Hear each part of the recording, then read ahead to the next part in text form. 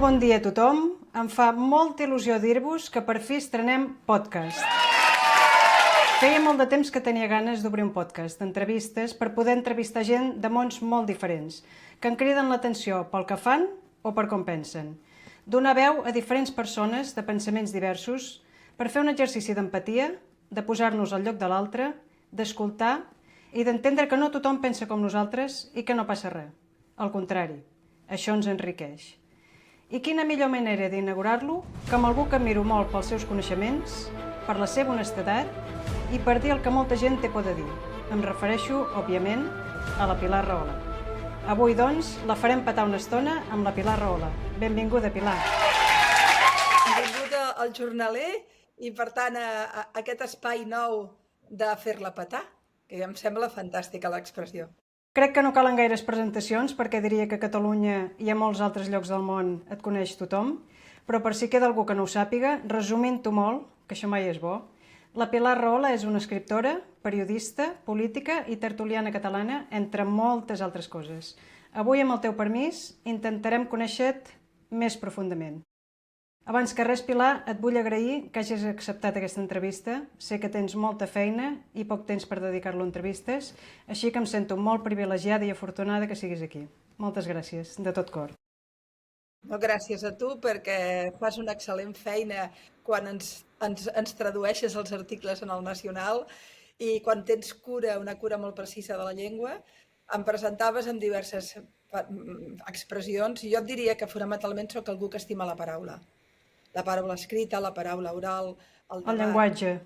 Sí, soc una amant de la dialèctica. Puc barallar-me amb molta duresa, però sempre amb la paraula. Crec en la paraula. La paraula ho venç. Doncs tenim un punt en comú. El llenguatge per mi ho és tot. Tots els llenguatges. I bé, començarem per la primera pregunta. És curiós perquè et dius Pilar i t'has convertit en un pilar per a molta gent. M'agradaria començar per una pregunta que aparentment pot semblar molt senzilla, però que diria que no ho és tant.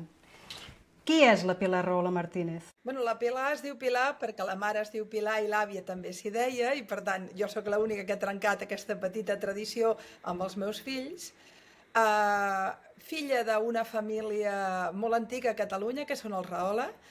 Tenim el petitíssim honor de ser un dels 8 cognoms a tota Catalunya que tenen gairebé 1000 anys d'història. Per tant, això ens honora una mica. Però per cert, que no t'ho he dit, el meu oncle es diu Ramon Rahola. Doncs així ja coneixes tota la història, que venim dels vikings. I jo he descobert molt temps després que Rahola és una paraula finlandesa que vol dir rahola, que vol dir pell d'esquirol, i era la moneda de canvi medieval a Finlàndia. Per això hi ha tants raholes a Finlàndia. I gràcies a un historiador vaig saber per què hi havia vikings anomenats Rahola des de gairebé fa 1000 anys a Catalunya. I fonamentalment és perquè en un moment determinat els vikings van esdevenir soldats a sou dels reis catalans, com també d'altres. És a dir, per exemple, Jaume I utilitza vikings en la conquesta de Mallorca. Per tant, és possible que la família Rahola, diguem-ne, els orígens vinguin d'alguns d'aquests vikings que van venir a ser treballadors, bueno, a ser soldats a sou, diguem-ne, dels reis catalans. I després també soc la Martínez, perquè la meva mare, jo soc de 7 cognoms catalans, perquè l'únic que falla, no falla, però l'únic és aquest. Els altres tots són molt patriòtics. El Martínez és la mare és una dona extraordinària, forta, ella sí que és un pilar familiar. És besàvia, té 91 anys i continua sent el pany de llàgrimes de tota la família, nets, besnets, filles. És una dona troncal, d'aquelles que van sobreviure, era petita, era molt petitona quan va començar la guerra i ha sobreviscut a tot, i que tot i haver viscut la guerra, tota la dictadura i etc., amb 80 i escaig anys se'n va anar amb els genolls malalts a les 5 del matí a defensar les urnes a l'escola. Aquesta és la mare, no? És la Martínez Ponsà i per tant és l'altre tronc. Jo vinc d'un tronc, aquest és un tronc més mallorquí, per tant vinc del tronc viking i del tronc mallorquí. Dos troncs forts. O sigui que no m'estranya que hagi sortit amb tanta força i tanta energia. Tot l'he pogut, sí. O sigui que la següent pregunta era, tan condicionat els cognoms? Diria que sí, no? El cognom Rahola és un cognom fort. perquè no endebades estem parlant d'una família molt vinculada al catalanisme polític i vinculada a tota la lluita catalana, sobretot del segle XX. El meu oncle avi, Carles Rahola, va ser la primera condemna a mort que Franco signa. La immensa majoria dels Rahola van haver d'anar-se'n a l'exili, entre ells el que estava casat amb una filla de Pompeu Fabra. I la veritat és que i després va haver en Pere Rahola, que va ser ministre de Marina. En Segarra li deia: en Pere Rahola l'han fet ministre de Marina, ara de les titoles en diran sardines. És un anagrama d'aquells que feia en Josep Maria Segarra. I en Joan de Segarra, no, Josep Maria, m'estic equivocant entre el pare i el fill, sempre m'embolico. No, el pare. Val. I per tant, a la meva família hi ha hagut diputats a la República, hi ha hagut ministres, hi ha hagut dirigents socials i polítics, per tant sí que té una càrrega familiar. Al menjador de casa meva, per exemple, parlàvem d'en Carles Rahola i recordo molt bé com el pare, quan parlava de l'oncle Carles, baixava la veu, perquè clar, l'havien La por, no? massacrat, afusellat. Era... por no, perquè em parlava, però era com un respecte silent, sí, que fos una cosa en la intimitat, no? De fet, en Carles Rahola va néixer a la casa Pairal, on també va néixer l'avi, que és la casa de Cadaqués. I per tant sí que és un cognom que ha passat tal vegada en el compromís amb el meu país. És a dir, perquè tot el Rahola, de diverses maneres i en diversos temps, sempre han estat vinculades a la lluita de Catalunya, a la lluita dels drets nacionals catalans.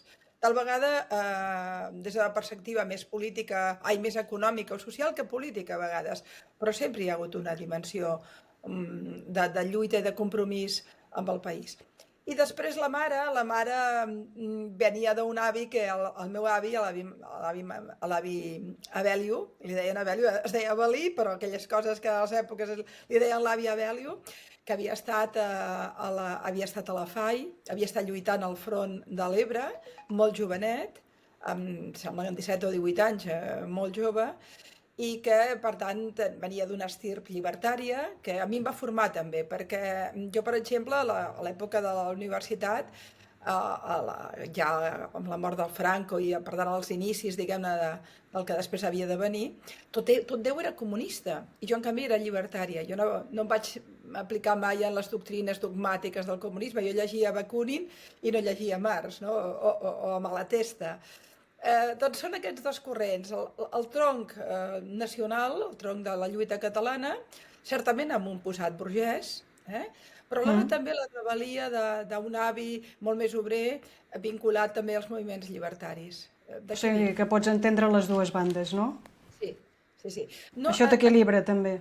Entenc la lluita per la llibertat i la lluita per la nació, que crec que estan juntes. En canvi, no he comprat mai les ideologies dogmàtiques, aquelles que jo crec que són fonamentalment les dogmàtiques, ja no t'ho dic de l'extrema dreta o del feixisme, però també del comunisme o de les posicions més dures de l'esquerra. No?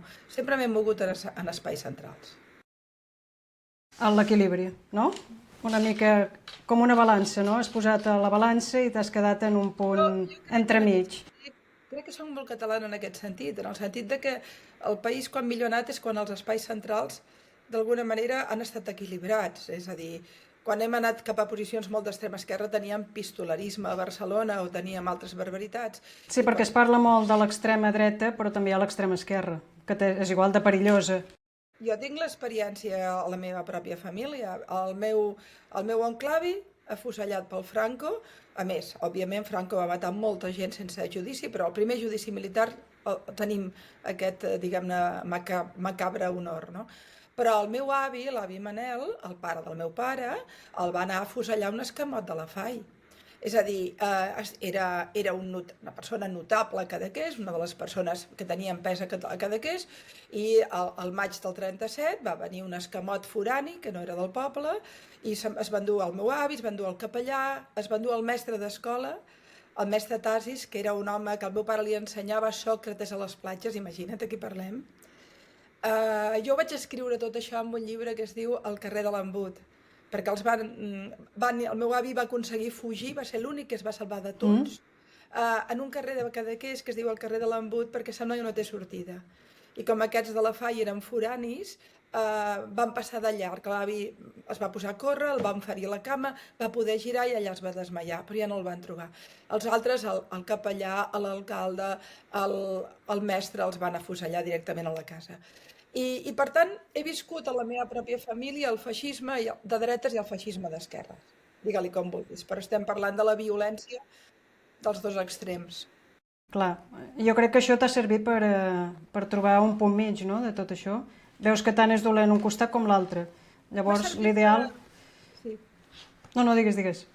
M'ha servit per mantenir-me molt forta en les meves conviccions i a les meves idees. És a dir, jo estimo la llibertat.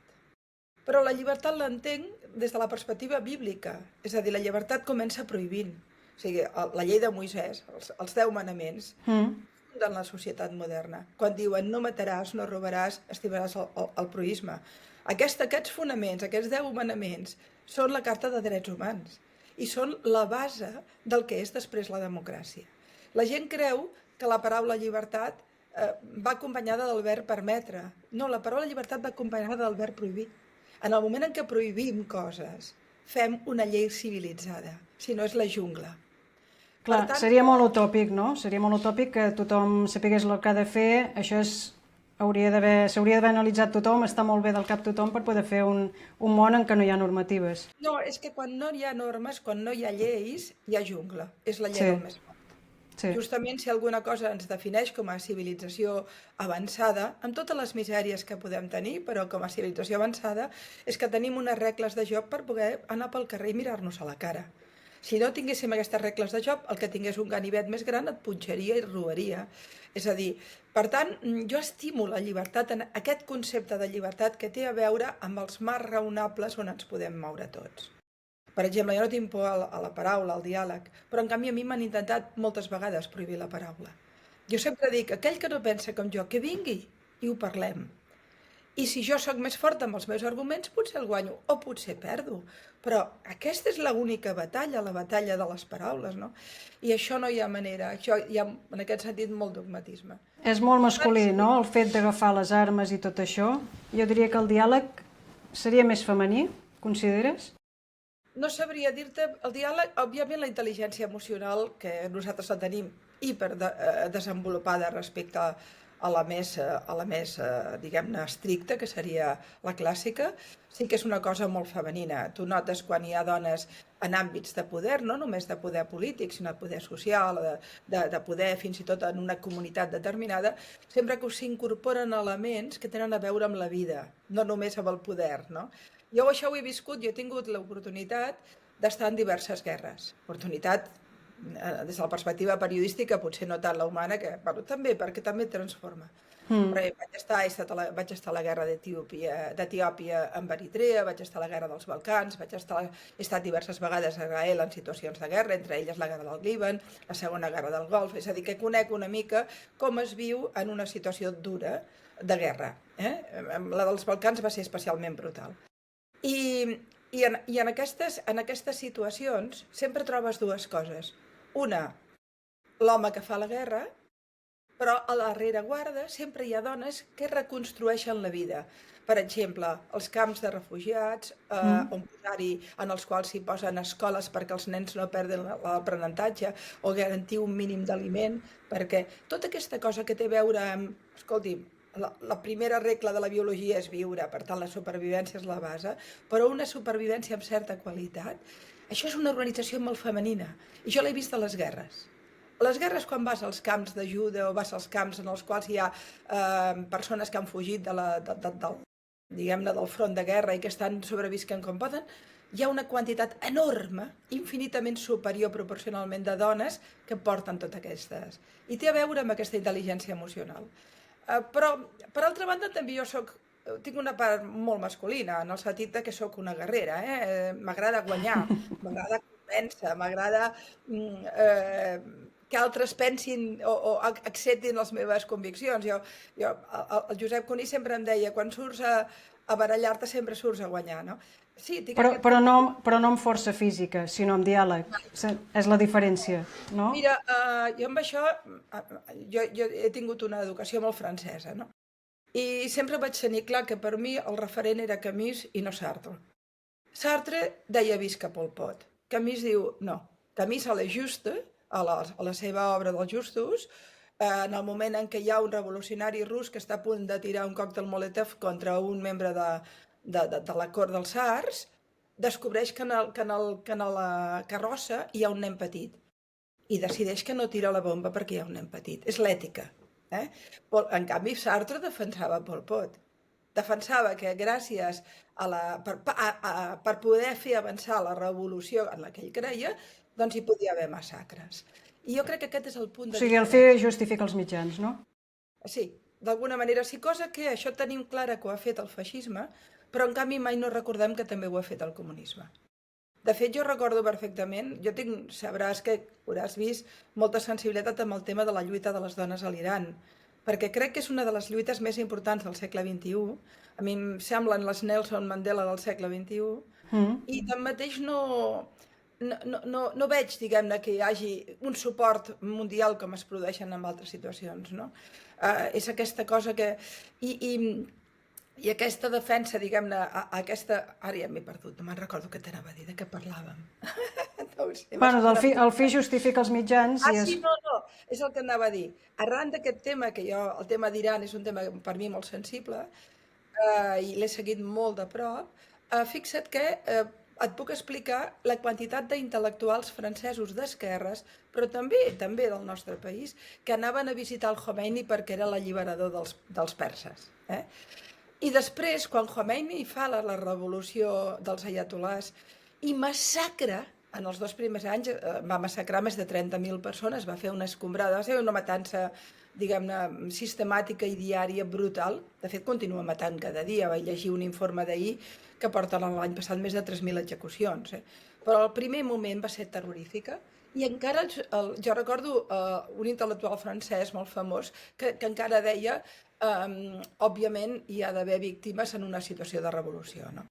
És a dir, aquí tenim... El segle XX s'explica per 2 maldats, que és el comunisme i el feixisme. Feixisme en la derivada ja nazi, que ja és la més terrorífica, no? Però totes 2 van ser 2 ideologies terribles. I ara, al segle XXI, la ideologia totalitària que ens amenaça és el salafisme, que té la mateixa component. La component I tu, per exemple, en el cas tant d'Israel, Gaza, Catalunya, com trobaries una solució sense fer servir les armes i sense arribar al punt del fi justifica els mitjans? El tema d'Israel i Gaza no és el tema d'Israel i Gaza. Si posem la lupa petita, com aquí fem sempre, no s'entén res. El tema d'Israel és el tema d'Orient Mitjà, és el tema del paper d'Iran i de Síria fins fa 2 dies, és el tema de 150.000 soldats de Hezbollah en el nord d'Israel, d'un país, Israel, que és 88 vegades més petit que Iran, perquè et facis una idea. És a dir, això és molt més complex, molt més complex. Aquest és un conflicte que s'ha intentat diverses vegades resoldre per la via diplomàtica. De fet, Israel va proposar 5 vegades la creació d'un estat palestí. Clar, què passa si un diu no i l'altre diu no i no es volen posar d'acord? Com se soluciona això? No hi ha opció. Hi ha moments en què, desgraciadament, per salvar la vida has de fer la guerra. Però això ho sabia Gandhi, que defensava la Segona Guerra Mundial. És a dir, Chamberlain pacta amb Hitler, però qui té raó, Chamberlain o Churchill? La té Churchill. Churchill és acabar la guerra. És a dir, hi ha moments... Igual que et deia, aquest és un concepte que a mi m'agrada, a vegades quan estic amb joves, explicar-lo molt. A Argentina n'he parlat molt d'aquest tema, ens interessa molt. De la mateixa manera que la llibertat no es basa en el verb permetre, sinó en el verb prohibir, i quan entens això ho entens tot, també en els 2 grans valors que hi ha en el món, quan tu li preguntes als joves quin és el valor suprem, et diuen la pau. No és cert. El valor suprem és la vida. I a vegades, per salvar la vida, no hi ha pau. És una derrota, òbviament, de la civilització. Hauríem de resoldre tot en paraules, com parlàvem fa un moment. Però hi ha moments en què això a la història és impossible. Per salvar uns quants, de vegades has d'eliminar-ne uns quants, no? Era lícit lluitar contra Franco quan va fer l'aixecament, entens? Que era lícit, era necessari. Havíem de salvar un règim, una societat, una civilitat... La prova és, quan finalment va guanyar el feixisme, la massacre que es va produir, no? No et puc resumir això en la situació de la guerra d'Israel i Gaza, perquè és una tragèdia permanent, el tema d'Orient Mitjà. Bueno, això ja ha canviat i estem en un altre estadi, però indiscutiblement tot no val, les guerres també tenen regles i és pertinent fer una crítica al Netanyahu en el moment en què et sembla que aquestes regles les ha vulnerat.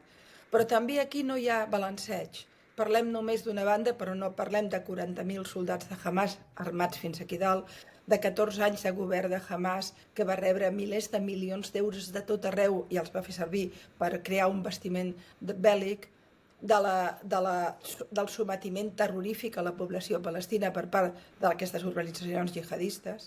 Clar, la premsa ens ensenya una petita cosa i hi ha tota una estructura darrere que ningú veu. I la gent jutja a partir d'una informació minimalista. Perquè l'esquerra domina el relat en aquests temes. Per exemple, l'extrema esquerra, no? L'extrema esquerra i part de l'esquerra et parlen tot el dia d'Israel, però no et parlen d'Afganistan. No et parlen de Maduro, que té més d'un miler de presos polítics. Al contrari, la Ione Belarra i el Pablo Iglesias et defensen el Maduro, que és un dictador vinculat a més al narco. I per què creus que han posat el focus a Gaza i no a un altre lloc? Perquè això, la veritat és que això necessitaríem 4 o 5 jornalers per explicar-ho, però intentaré resumir-ho demanant perdó per la simplificació. L'odi a Israel no neix el 7 d'octubre ni el 8 d'octubre. És un concepte ideològic i un relat polític que neix des de l'estalinisme i que va durant dècades i dècades alimentant-se. És a dir, en les universitats i en els mons intel·lectuals d'esquerra sempre s'ha parlat del país genocida, del país apartheid, del país imperialista. Pobre Israel, que és una merdeta de res, no? I jo diria que l'imperialisme està a una altra banda, però és igual. Per què? En part perquè hi ha una esquerra que odia la democràcia liberal. I Israel és el hitus màxim, és el màxim exponent, el paradigma d'aquest capitalisme liberal que va aconseguir passar de taronges a estaraps. És a dir, a Israel funciona la competència lliure, funciona el lliure mercat, funciona la democràcia, en tota la seva complexitat, més complexa que la nostra de lluny, i per tant això també, i a més, es manté com un país permanentment en fragilitat, permanentment en perill, però que guanya. I això és un mix que determinada esquerra no suporta. Un amic, un italià, va escriure un dia una frase que em va agradar molt, que va dir: Palestina és la Viagra d'una esquerra impotent. Hi ha una esquerra que ha perdut els ídols, el pòster del Che Guevara s'ha fet groc, la caiguda del mur de Berlín ho ha enfonsat tot, pam, però apareix la cafia palestina i tenen una altra vegada, i tornen a reproduir allà el ric contra el pobre, el primer món contra el tercer món, esquemes del segle XX que no serveixen per explicar el que està passant ara. I no expliquen, per exemple, que hi ha una quantitat enorme d'emirs a Cisjordània que volen pactar amb Israel i estan en contra de la corrupció de l'Autoritat Nacional Palestina. No expliquen que Gaza va ser dominada durant anys d'una manera tan brutal que hi havia execucions permanents i els nenes tenen permís els tipus de casar-se amb elles. Com deia una vegada l'Shlomo Ben-Ami, que ho deia molt bé, deia: diu, per Senghar, per un dels líders de Hamas, que ha estat inimaginable pensar que ells que tenen una ideologia propera a l'estat islàmic són defensats per les esquerres europees. Cosa incomprensible. Ja et dic que seria molt més complex, però va... Bueno, la ment humana és molt complexa, és molt difícil de saber per què la gent actua perquè actua, no? Cada persona és un món, també. No, però això són corrents ideològics molt alimentats, a més per les xarxes actuals, que són Goebbels amb internet. Les xarxes són la viralització de la mentida permanent, vull dir que aquí és molt complicat. I aquest vincle amb Israel, aquest amor cap a Israel, als jueus, d'on ha nascut, d'on t'ha sortit? No, saps què passa? Que la vida et porta a situacions insospitades. A veure, jo em vaig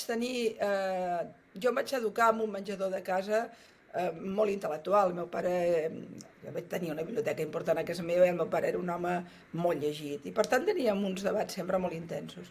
I aquell menjador de casa, que va ser la meva educació sentimental, existia en una Espanya, en un termes perquè Catalunya ja hi estava ficada, en una Espanya que no havia existit ni el nazisme ni només hi havia els rojos que eren dolents i res més, no? I en canvi el pare sempre explicava que l'Holocaust havia estat la culminació de la maldat del feixisme, no? En el seu punt més extrem. I per tant jo vaig sentir parlar dels jueus i de l'Holocaust abans de conèixer cap jueu. Vaig trigar, jo vaig fins que no vaig ser adulta, vaig saber com eren els jueus, no? Perquè, home, com que semblava des de l'antisemitisme que eren especials, no? Doncs, i va ser un bon viatge a Israel, que finalment vaig anar molt jove, que a més em vaig enamorar gairebé de tots, perquè tots eren guapíssims. Aquí allà Ja ho diuen, ja ho diuen. aquella barreja que hi ha. Les barreges. Home, trobaves nanos sefardís amb ulls verds, diguem-ne, o noies llamanites i espectaculars. Realment és un Pol Pot extraordinari, no? I és un mix molt, molt intens. Però sobretot em vaig enamorar, era el moment en què hi havia els quibuts i hi havia el treball agrari, en fi, em vaig començar a conèixer. I vaig llegir el llibre Aló, Jerusalem, molt, molt al principi, i em va semblar fascinant la lluita d'un poble després d'una massacre com és l'Holocaust. Pensa que 2/3 parts de la població jueva del món és massacrada. O sigui, massacrem 2/3 parts d'una història de 500 i 600 anys. A tota la centre Europa d'una manera tan brutal que fins i tot va haver llocs a Bulgària o Hongria on fins i tot arrencaven les tombes perquè no hi hagués ni memòria de que hi havia... Un odi visceral, eh? No sé d'on ve aquest odi tan visceral cap als jueus, no l'he entès mai jo. Ve de... Aquest també te'l puc explicar, però també necessitarem uns quants jornals, com que aquests temes... No, és curiós que hi hagi un odi tan enfocat en una població, no?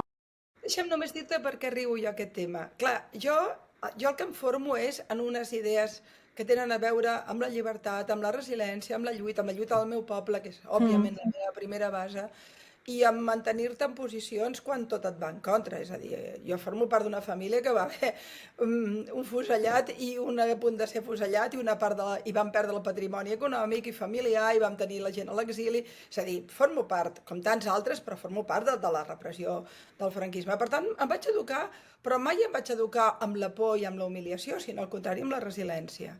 Aleshores, clar, quan comences a lluitar, doncs el tema català és el primer. Després el tema de la dona també és al principi dels temps. Jo devia tenir 18 i 19 anys i ja escrivia sobre la dona, no? I en algun moment determinat que començava a escriure al País, un dia escric sobre el tema d'Israel perquè havia llegit molt, és un tema que també m'interessava, la lluita d'aquell poble per sobreviure després de l'Holocaust i crear una nació. I, ostres, és la primera vegada que tinc problemes. I a partir d'aquell moment, quan alçava la veu sobre el tema jueu o sobre el tema d'Orient Mitjà, sempre trobava un nivell de ràbia que no em passava amb cap altre tema. I això, a mi, en lloc de fer-me desistir, em va enfortir.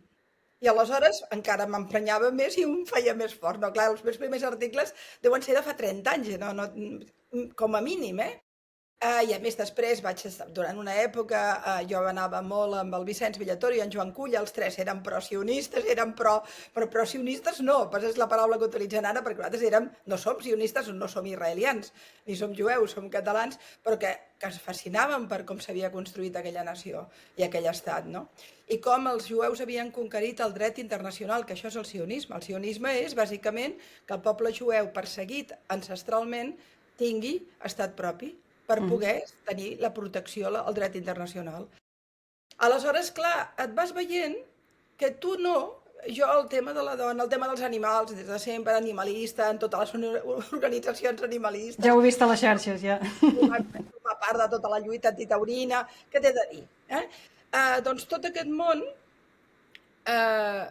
formava part de la normalitat, però l'altre tema que també formava part de la meva normalitat era airat. I després, quan van aparèixer les xarxes socials, molts anys després, on jo ja havia tingut molt recorregut sobre aquest tema, et van començar a buscar, per exemple, vaig escriure un article parlant de la Shoah, del Leinsman, la pel·lícula de l'Holocaust, que és de 7 hores, que és del Claude Lanzmann. Vaig fer-ne un article parlant d'ell i em van convidar del Centre UNESCO de París a fer una conferència sobre l'antisemitisme. I, ostres, vas allà, desenvolupes tot un seguit d'idees que agraden, després et diuen d'un altre lloc, escolta, vine, i vas trobant-te més vinculada cada vegada a un dels teus temes. Com també m'he trobat tan i tan vinculada al tema català, que òbviament és primogeni, no? Aleshores, Estan una mica relacionats l'un i l'altre, no? estan molt El relacionats. dolor compartit. Sí. I també en tots els casos, fixa't que jo, ma mare diu que no m'ho monto bé, perquè sempre escollo aquells temes que van contra la majoria, perquè el tema català ja l'hem patit, com ho tens clar, de la manera més terrible i brutal, no? Home, I a si no més la a vida més, seria molt avorrida, no? Si defensessis temes que tothom hi està ja, d'acord. però de tant en tant, escolta'm, jo era, quan vaig ser diputada a Madrid, era catalana en una Espanya espanyola, republicana en un país monàrquic, antitaurina en un país taurí, dona en un país masclista, ho tenia tot, Vull dir que... Després d'això ja pots afrontar qualsevol cosa, jo. Sí, sí, sí. Llavors, et volia preguntar, tu creus que estem anant cap a un pensament únic? Que tot això ens està portant cap a un pensament únic? Mundialment Sí, parlant? el fenomen de les xarxes socials estan imposant dues coses que són molt preocupants. Una és el pensament únic, l'obligatorietat d'opinar segons el relat majoritari, i l'altra és la cultura de la cancel·lació. Cancel·lar el que no opina igual. Fixa't que en les xarxes no hi ha debat. A les xarxes, quan jo opino sobre el tema d'Israel, que seria el més brutal, el que rebo són insults, atacs o fins i tot amenaces. No rebo mai un debat. No rebo mai una contraargumentació. A mi em veuràs que molt estranyament jo em fiqui personalment amb ningú. Jo plantejo arguments. És que hi ha la capacitat de debat, la gent té la capacitat de debat ja, intel·lectualment parlant, perquè molta gent ja no té ni aquesta capacitat. El problema és que probablement la gent no l'ha tingut mai, perquè hi ha una massa important de ciutadans que estan per les seves causes i no per debatre políticament o ideològicament. Però les xarxes ens converteixen en tots en experts. És a dir, gent que, per exemple, no sap ni on està Gaza o que no situaria mai en el mapa el conflicte, i està convençut que sap el que passa allà, perquè ja ho ha llegit a la xarxa. Llavors s'ha convertit, o sigui, el conflicte més difícil d'entendre del món, que porta 75 anys d'història, qualsevol persona s'ha convertit en expert en política internacional. El que m'aparta el cotxe, a la perruquera, el que em ven... És a dir, i això ho he viscut en moltes anècdotes. Jo un dia parlava amb una senyora que només va premsa rosa, però em va estar explicant el que passava a Israel. Dic, home, clar, no vaig ni debatre perquè, pobreta, me l'hagués menjada en un minut, però a mi és significatiu que aquest món de les xarxes fa que qualsevol persona cregui que ja ho ha entès tot. I jo, El mateix va passar amb el procés, no? Si nosaltres el procés el vam viure en primera persona i ja hi ha 1000 versions d'això, de la gent que ho va viure, imagina't la gent de fora que no ho va viure, no? Com pots opinar d'un tema que ni tan sols hi eres? Però mira que les xarxes van patir això que t'estava dient. El pensament únic, nosaltres som uns secessionistes, som uns separatistes, trenquem Espanya, hem fet una revolta, en fi, quan el que fèiem era un exercici democràtic, pacífic, i alhora la cultura de la cancel·lació, tots els que ens vam significar, vam rebre de ple. Òbviament els pitjors els que van haver d'anar a la presó i a l'exili, però tots vam rebre. Jo em vaig quedar sense feines, O sigui, tots els llocs en els quals sempre hi havia tingut accés que tenien a veure amb l'àmbit espanyol, una massacre. Bueno, fins i tot recordaràs la polèmica de treure'ns a l'Helena Rakòsnik i a mi de la Fundació Tous, que era una fundació dels aliments, per donar aliments a la gent necessitada, i que evidentment no era cobrant, era el contrari, nosaltres ajudàvem a que això funcionés, la Fundació de Sor Lucía.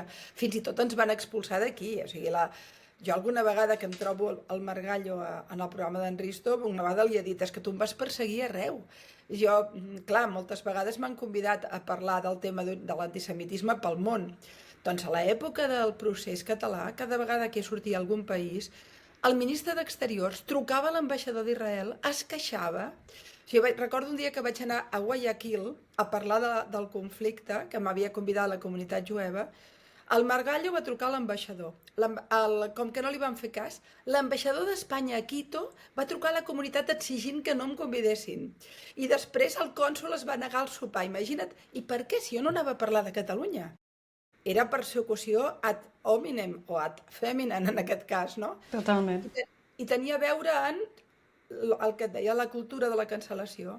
Si no opines com ells, et silencien. Ara passa el mateix, I ara ho fan els socialistes. Poca broma. Tu ara, Televisió Espanyola, escolta'm, si no està a la corda, no vas. et podria explicar molts exemples. Han fet ara la 2. A la 2, tots els que hi van, de la corda adequada, I a TV3, què t'explico? Aquí a l'Illa hi ha posat... A l'Illa i a Esquerra, per cert, hi han fotut el ganivet per totes bandes, no? Clar, llavors, no és millor buscar la informació a les xarxes? No. Sabent que hi ha aquesta cancel·lació en els mitjans? No, és que la cancel·lació es produeix a les xarxes. Jo crec que les xarxes impacten en els mitjans. És a dir, sí, jo crec que en els mitjans oficials el que hi ha és la poteta del poder, que manipula i etc. Però en les xarxes el que té la veu, el que crida més... Les xarxes són al bar a les 2 de la matinada i en passa muntanyes. Tu. El que passa que a les xarxes tens l'avantatge que si tu saps buscar, si ets obert de ment, llavors pots trobar informació. Et puc trobar tu, per exemple, opinant a les xarxes. Aquest és el tema, és saber triar. Però tenim...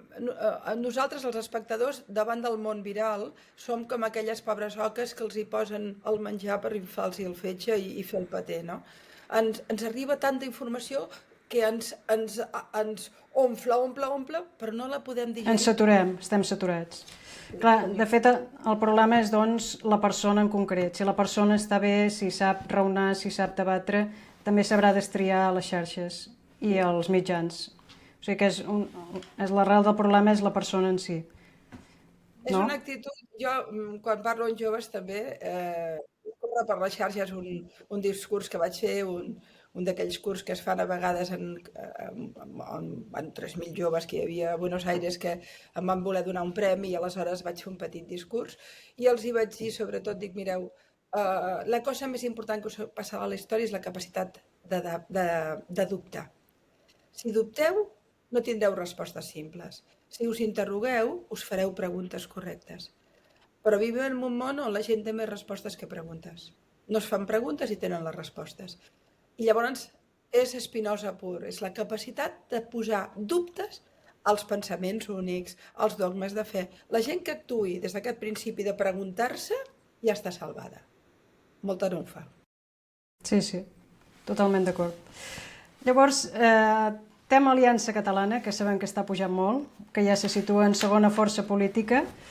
A tu què et semblaria si la Sílvia Orriols es convertís en la nova presidenta de Catalunya? Comparteixes la seva manera de pensar i els valors que defensa?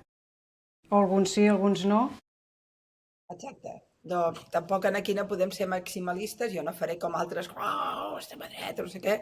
Jo conec la Sílvia, em sembla que és una persona que té alguns conceptes molt ben trebats i d'altres els té molt foscos, molt confusos. Em fas una pregunta molt directa, que, a veure, a mi em sabria molt de greu que la lluita ingent de Carles Puigdemont, que s'ha mantingut amb molta duresa i amb molt d'esforç personal en l'exili, mantenint les posicions i fent batalla a Espanya, l'únic que ha guanyat batalles a Espanya ha estat ell, no tingués un resultat electoral adequat, com li ha passat darrerament, i més ara si les enquestes al final fossin certes. Em sembla molt injust, molt injust. Però no creus que la gent està desencantada també per com han actuat? No, clar que estan desencantats, ho estem tots, però ells també. És a dir, jo podria posar-te damunt de la taula alguns errors que no comparteixo. El primer de tots, que em sembla que també el té assumit el propi Carles, és no haver activat la declaració d'independència. Però és que hi havia por que mateixin gent. Sí? Hi havia aquesta por, realment? L'avís que hi havia franctiradors aquell dia va arribar. I creus que ho haurien dut a terme? Jo crec que hi hagués hagut foc d'aquell que no saps d'on surt, sí és possible. Jo crec que l'Estat es defensava amb ungles i dents, no podia activar l'exèrcit, però podien passar coses. Hi ha un moment en el qual al govern li arriba la informació de que hi pot haver franctiradors i què pot passar. Jo crec que això, parlat amb... Això va ser la frenada, és la frenada que va fer que tiressin enrere. Va ser una frenada, va ser un dir, ai, no? Sobretot perquè recordo la plaça Sant Jaume estava plena, jo hi era, jo estava amb la Gemma Recoder que anàvem dient però que no baixen la bandera, esperàvem baixar la bandera, no? I la bandera finalment no es va baixar perquè hi va haver un dels elements de pes va ser potser aquí acabem la nit molt malament, no? I creus que s'hauria produït amb les conseqüències que això hauria tingut a Europa? Quines conseqüències? Poden ser grups descontrolats, poden ser il·legals, poden ser busca'ls. En una nit de conflicte és quan hi ha matances. No ho sabem. Això realment és una ucronia, perquè ara no... És el dubte que hi havia, no? El dubte que hi va haver en aquell moment. Ara bé, tot i així, és evident que si tu fas tot un procés com el que vam viure, il·lusiones a la gent com la vam il·lusionar i tires endavant, havíem d'haver-ho culminat. Probablement ara, el que et diuen molts d'ells és jo ara no l'hagués baixat la bandera, amb les conseqüències que representava, o d'altres et diran no, és que potser ens vam equivocar i aquesta via no té sortida, que jo crec que és el cas d'Esquerra. Esquerra se n'ha anat de l'independentisme. Clar, llavors no hi ha possibilitat d'independència, perquè en aquell moment teníem tot a favor per poder-la declarar. Si en aquell moment ja no es va poder... Bueno, però la història de Catalunya ha fet molt... Mira, la història de Catalunya és una història de resiliència i cada vegada que sembla que ens han derrotat hem tornat. El meu pare això m'ho deia. Jo recordo que a l'època que el ministre Wert, que ell anava dient «Hay que españolizar a los niños catalanes», estàvem un dia a casa meva, que el pare encara estava viu, i parlava en casa meva, és molt matriarcal, la meva mare, que és una senyora, la meva germana, i jo som dones fortes, no? I estàvem allà, vinc a xerrar, i vinc parlant d'Albert i no sé què, no? I el pare era un home molt prudent i molt tranquil. I quan vam acabar va dir, no sé de què us preocupeu. Jo tenia 15 anys quan em van obligar a parlar en castellà, que ni el sabia. Diu, en tinc 87 i estic esperant la independència. Clar, t'ho deia un home que havia viscut tot el franquisme. Tot el franquisme no és 40 anys, és l'1 de febrer, el 2 de febrer, el 3, el 39, el 40, tota la seva vida. I tenia 87 anys i estava esperant que culminéssim el procés. Catalunya és això, Quan ens destrossen, ens repleguem, però allà queda, és la metàfora de la campana Honorat, no sé si la coneixes, la història. No. És molt bonica. La primera campana que hi va haver a Barcelona, que va comptar el temps pels barcelonins, va ser la campana honorata de la catedral que toca als quarts. I després hi va haver la Tomassa més tard que tocava les hores. Cada vegada que tocava la campana, els ciutadans de Barcelona sabien que havia passat un franja de temps que era un quart d'hora. No? La campana honorata va ser la que va tocar sometent durant el 1714. Era la que quan tocava la honorata els diferents gremis anaven al seu pany de muralla a disparar i a defensar-se. I va quedar molt ferida per les bombes felipistes, és a dir, va quedar trencada i va deixar de sonar, lògicament. Quan va acabar el 1714 i arriba tota la repressió i aquesta nova planta i tal, quan passen uns anys, els forjadors de Barcelona fan una carta a Felip V demanant-li reconstruir la honorata. El símbol, no? Felip V li fa un consell de guerra a la campana i la condena a mort. La fa fondre i en les restes de la campana van posar els canons de la Ciutadella, que, no oblidis, apuntaven a Barcelona, no al mar, igual que Montjuïc. Eren, per tant, canons d'atac, no de defensa de la ciutat. I els forjadors, òbviament, van fer el que el rei em manava, però van guardar el badall, el van amagar. Quan en èpoques de Carles III van aconseguir el permís de fer la campana que faltava, li van posar el badall del 1614. Vull dir també això, que nosaltres, quan ens han reprimit, ens recloem a casa. Baixem el to, ens quedem ferits, desconcertats, però guardem el badall. I jo estic respirant ara per sota tot un ambient de gent que torna a dir hem de fer coses. Ahir m'explicava el president del Parlament, en Rull, que els nanos del correllengua de les illes, de Mallorca, volen fer un correllengües de tot el país, dels països catalans, però el correllengua dels d'abans, d'agafar la torxa i passar-lo de poble a poble, I això surt d'un grup de joves mallorquins, espantats per la situació de l'idioma, que volen tornar a recuperar aquest esprit, que és l'esperit històric del correllengua, o fins i tot de la crida, o vés a saber. Per tant, jo no crec que això... Catalunya és forta i és... El que passa que tenim un topall, no? El topall de la independència, no el passem mai. Ja veuríem, si tornem a fer un procés que segurament seria diferent, què passaria? El que passa que... També Espanya ha quedat ferida, No, ja veurem. Ara, tu em preguntaves per la Sílvia, no vull defugir-ho. Òbviament, Sí.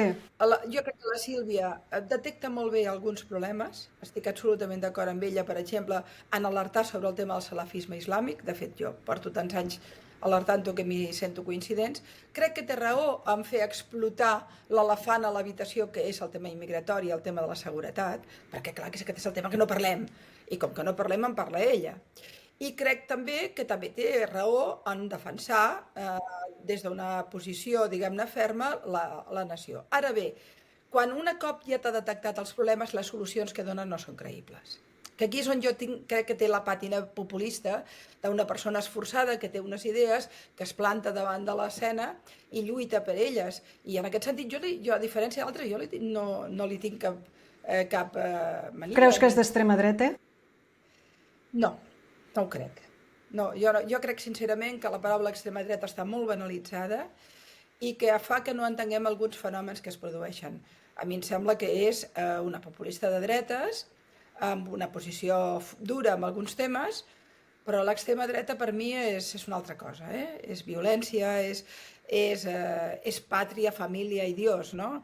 I ella, escolta, no sé si és creient o no, però no està ni casada. Té una concepció de la nació com l'han tinguda històricament en el catalanisme polític. No, jo no estic d'acord amb aquest concepte, ni tampoc estic d'acord en demonitzar-la. Ara, no em... I per què creus que se la demonitza tant? No, les seves solucions no me les crec. Jo crec que amb estructures més fermes, aquí sí que crec molt més en la capacitat que tenen els quadres de Junts per tirar endavant, i a més m'agrada la fermesa de la Míriam Nogueras, m'agrada la fermesa d'en Puigdemont, crec que aquí hi ha molta solidesa i jo no la veig a Aliança Catalana. I per què creus que la demonitzen? Bueno, això té molt a veure amb el relat d'esquerres, novament. Els comuns i tot aquest món d'esquerres demonitza tot allò que no entén o que no és de la seva corda. O que els pot trepitjar, suposo, també, no?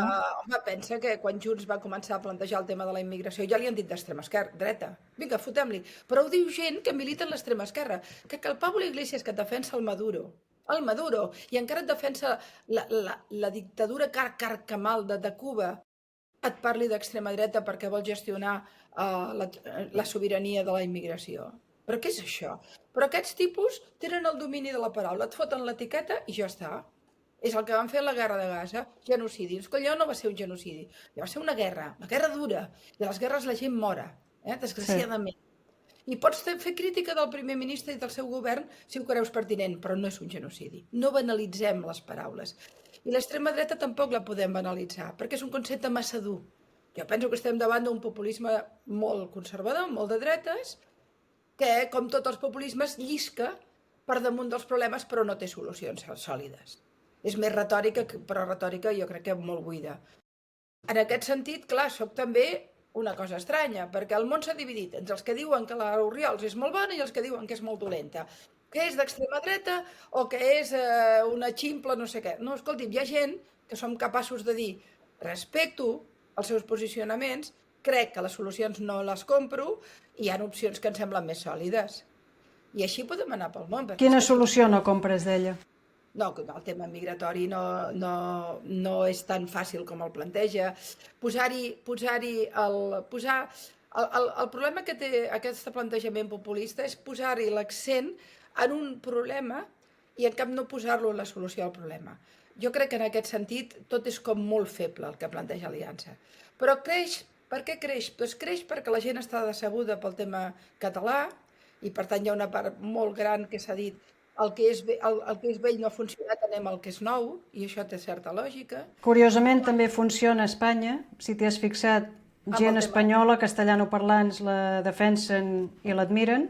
Sí, per aquí és pel tema migratori. És a dir, jo això ho vaig explicar l'altre dia en un article al periòdic, vaig dir, la Sílvia agafa vots de Junts, no cal dir, i també d'Esquerra, però fonamentalment de Junts, perquè com que Esquerra ja ha perdut vots per aquesta banda ja no ho nota tant, pel tema independentista, però després en el barcelonès, a l'Hospitalet, a Santa Coloma, al Prat, agafa vots pel tema islam i pel tema immigració.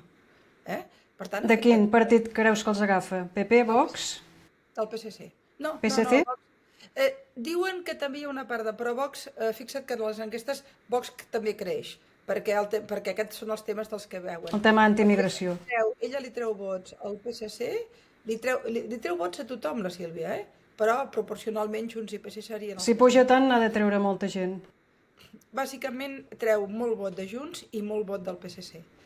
I també de Comuns i d'Esquerra pel tema que et deia, migratori, però sobretot el PSC. I la CUP ja desapareixeria del mapa, no? Quasi? És que la CUP és un desastre històric.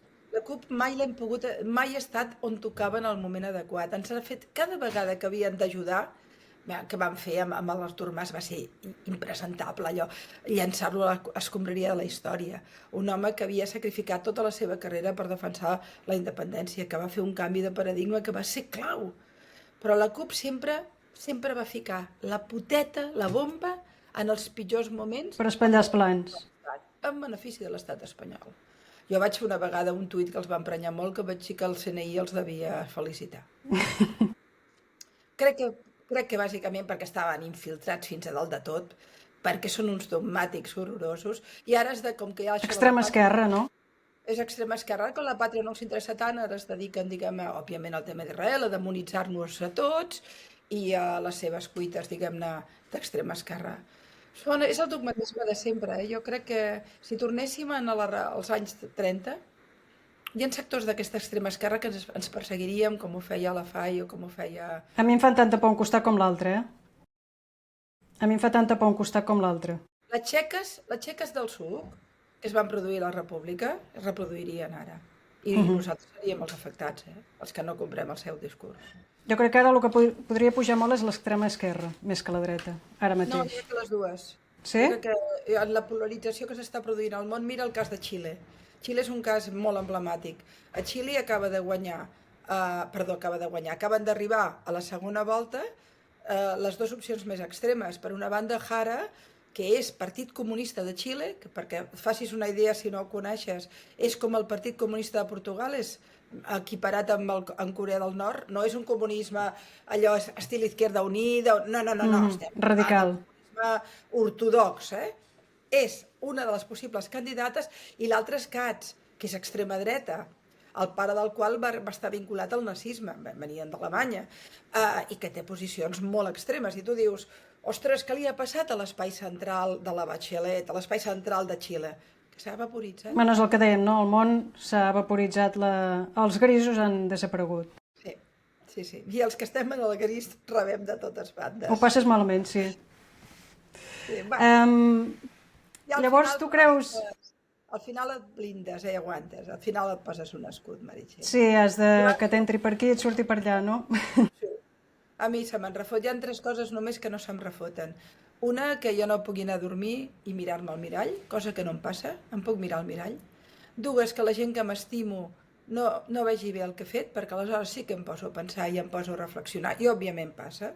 O sigui que valores molt la seva opinió. La gent que té criteri i la gent que m'estima. La gent que m'estima i té criteri, i la gent que encara que no m'estimi té criteri, que aleshores em fa pensar. Però després hi ha una quantitat enorme de gent que parla de tu, que diu barbaritats. O sigui, tu tens uns referents que saps si a aquestes persones no els agrada com penso és que hi ha algun problema, no? Home, estàs obligat a qüestionar-te perquè, òbviament, t'equivoques cada dia, com és evident, no? Però, si no, la veritat és que no m'amoïna gaire. De fet, jo fa molt de temps que no responc a res. És a dir, a vegades han sortit notícies sobre mi que no són certes i no les he respost. És molt esgotador, això, És que al final dius, i què? Un dia em va trucar l'Albert Om, he estat una temporada a Buenos Aires, i em va trucar l'Albert Om per dir-me, molt maco ell, que em volia fer una entrevista a l'Ara perquè havia llegit que jo abandonava Catalunya i que em venia el meu patrimoni i que tal, i que per tant que com estava, no? I té molt sentit, perquè si això era cert, i li vaig dir, Albert, no me'n vaig a Catalunya, només m'aniré... Per quin motiu te n'anaves, teòricament?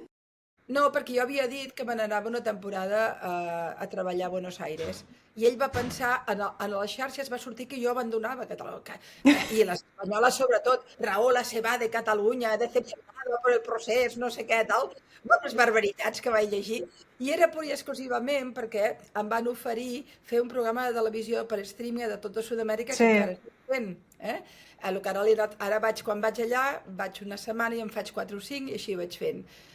I després anava a fer uns seminaris a la universitat, anava a fer diverses diverses coses, i llavors em vaig plantejar una temporada allà, però una temporada que s'acabava al juliol, vull dir que estava tancada. I clar, ell ho havia lligat tot. Jo em venia el meu patrimoni, perquè també vam parlar de casa meva, amb uns termes que en fi eren delirants, que el patrimoni que me n'anava, i li vaig dir, em sap molt de greu, Albert, però no me n'he anat de Catalunya, no he venut el patrimoni. Tornaré. Estic molt contenta. Em diu, així no hi ha entrevista? Dic, no n'hi ha. No la vam No hi fer. ha dramatisme, em sap greu. Diu, per què no has respost? Dic, per què he de respondre? Que escriguin el que vulguin. Ara ja... Els agraden molt les notícies bomba, no? A tot arreu, notícia bomba. La Pilar Rahola abandona Catalunya. Abandona Catalunya. Em sembla que em tenen fotut, no la penso abandonar. Ara viatjo molt, això sí.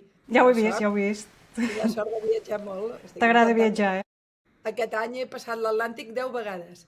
10 vegades anar i 10 vegades tornar, eh? Vull dir que Déu-n'hi-do. té mèrit. Això em permet llegir molt. Això em permet llegir. La veritat és que Home, sí, són 12 hores ben bones d'avió.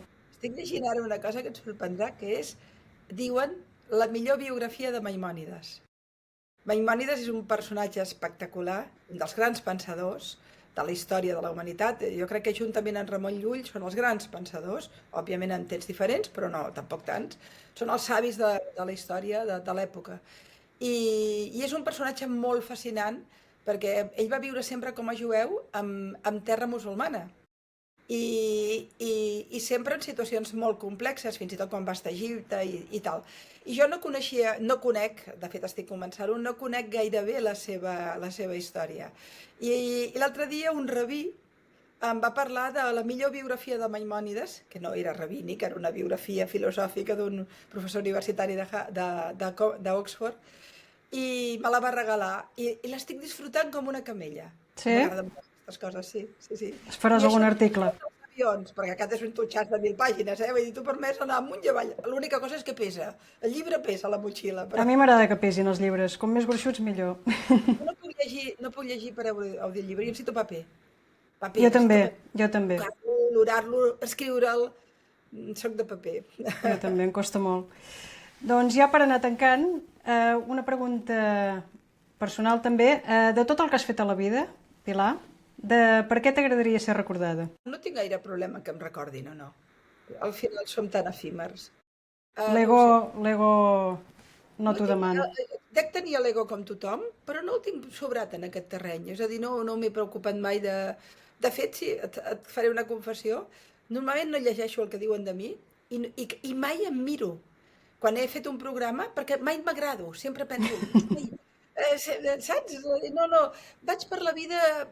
No, a mi el passat no m'interessa gaire. I tampoc mai em faig projectes de futur. Jo sóc una persona del present. És un carpe diem absolut. Jo visc en el present i la memòria, el passat no em pesa, no em modifica, i el futur no tampoc em canvia. I mai tinc un projecte, mai sé què faré després. Tinc la sort de poder haver viscut sempre amb feines efímeres, o si no efímeres que duraven, però que cada dia podien acabar. I això a mi m'ha donat molta llibertat. Aleshores, que m'agradaria que recordessin que vaig ser fidel, no? Els teus ideals.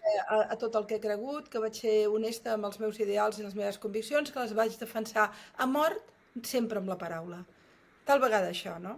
Perquè això et dona pau, no? Defensar el que creus i no anar en contra dels teus ideals i del que penses. Em dona sentit, si no, no tindria res sentit. Per què patir amb tot el tema d'Israel, que ha estat una barbaritat, les barbaritats que han dit de mi durant 2 anys, les amenaces, les 5 denúncies penals que he hagut de posar? Per què patir tot això si realment no estigués molt convençuda? Per què patir tot el procés català i tota la càrrega de merda que ens van tirar al damunt si no és perquè estaves convençut que la lluita del teu país havies de defensar-la? Si tu tens molt clar que defenses els teus ideals, les teves conviccions, aleshores tot té molt sentit. Però si no, quin sentit tindria? T'acomodes en el pensament majoritari. Si jo ara hagués aixecat la bandera de la Palestina m'haguessin dit solidària, valenta, fantàstica, intel·lectual. Si hagués defensat les posicions aquelles catalanetes de no, això del procés no, perquè Espanya hem d'entendre'ns amb Espanya. No hagués perdut ni una feina. El que passa que per dins estaries morta. No m'hagués anat, no me podria anar a dormir. El meu pare, el meu avi, els meus besavis, totes les generacions de catalans, que generació rere generació, des del 1714, han lluitat per aquest país, se'n remourien. No, no podria. No, cadascú és com és. Sembla una bona opció de vida. Jo intento anar per aquí, també. Clar, al final, deixaràs un llegat o no? No ho sé, segurament que no em preocupa.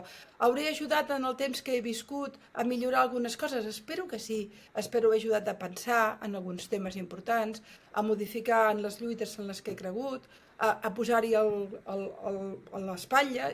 Tot això espero haver-ho fet. No som res més que un temps i un lloc. I hem de treure-li partit a això, i és el que intento fer. Que el teu nom després sobrevisqui. Al final, al llarg de la història, fa un moment et deia d'aquelles grans èpoques que va quedar Maimònides i Ramon Llull, no res cosa més. No? I d'aquí 2 generacions no recordaran ni això. Tots som efímers. I ja per acabar, i per encadenar l'entrevista amb la següent que vindrà, no et diré qui és, però quina pregunta li faries a una persona que no saps qui és? A una persona... Uau! Jo li faré, a la persona que vingui. Ostres, ara m'has agafat, diguem-ne, amb aquestes sorpreses no soc gaire bona. Quina pregunta li faria? Tu tens un desconegut a davant. Quina és la primera pregunta que li faries a un desconegut? Què és la felicitat? Què és la felicitat? Perfecte, doncs així li faré. Bueno, suposo que és subjectiu. A veure què ens diu la següent persona. És un llenguatge, un estadi, un record. Per tu és això, la felicitat? Per mi la felicitat és un poema de Vinyoli, de Joan Vinyoli. La vida val només per moments inesperats, d'intensa felicitat, que no podem fer nostres ni retenir gaire estona. Per tant, l'improvisació. L'efímer. Aquells moments únics que donen sentit a la vida. Doncs ens quedarem amb aquestes paraules, Pilar. Moltíssimes gràcies per haver acceptat. Molt bé, acabar amb Vinyoli. Rodó, ha quedat rodó això, T'ho agraeixo molt que hagis participat en aquesta entrevista. M'ha agradat molt parlar amb tu. Molta sort,